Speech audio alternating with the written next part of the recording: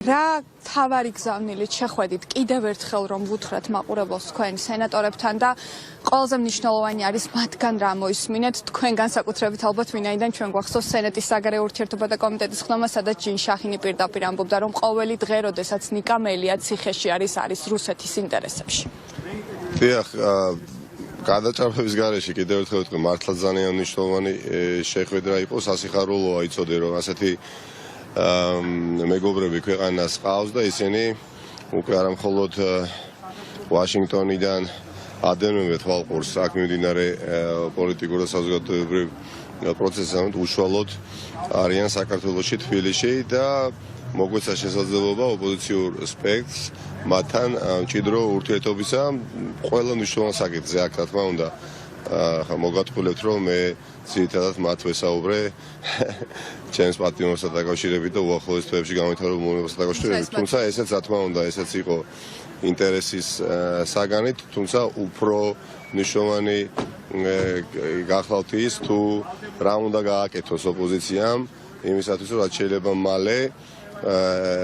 რეჟიმი ქართული ოცნების სახით რომლის სათავეში დგას ოლიგარქი ივანიშვილი აღარ ყავდეს მართვის სადავეებთან. ამ ყველაფერზეც იყო საუბარი დემოკრატიულ განვითარებაზე ჩვენს ქვეყანაში და სენატორები ათვისნობიერებენ არიან კარგად ინფორმირებულნი თუ რა ჭირდება სახელმწიფოს რომ ჩადგეს განვითარებული სახელმწიფოების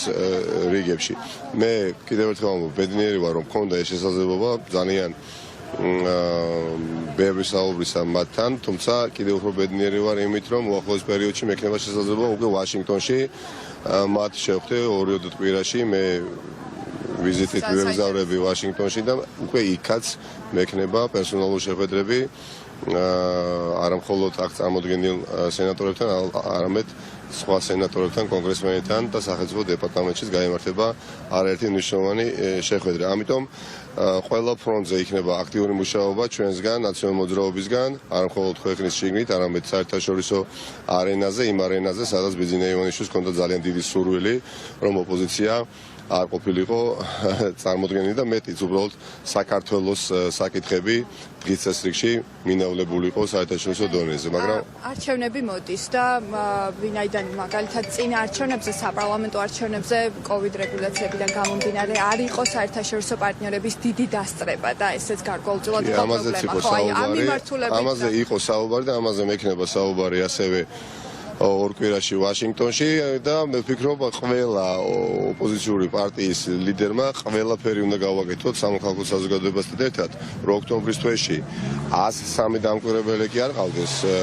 ქვეყანას და ეხლა სწორედ ამდენი დამკვირვებელი ყავდა შარშან ეს პრაქტიკულად ნიშნავდა რომ დამკვირვებელი არ არსებობდა არამედ იყოს 10-ჯერ და 15-ჯერ მეტი რომ არ მიცეთ ამ ხელისუფლებას შესაძლებლობა манипуляციებისა ოღონდ არაუშუალოდ არჩევნებიდანს არამედ მანამდე ამაზეც არ დაგიმალავთ და იყო ძალიან ხანგრძლივი საუბარი და მე ვხედავ უკვე პრაქტიკულად მზადყოფნას რომ ჩვენი სტრატეგიული პარტნიორები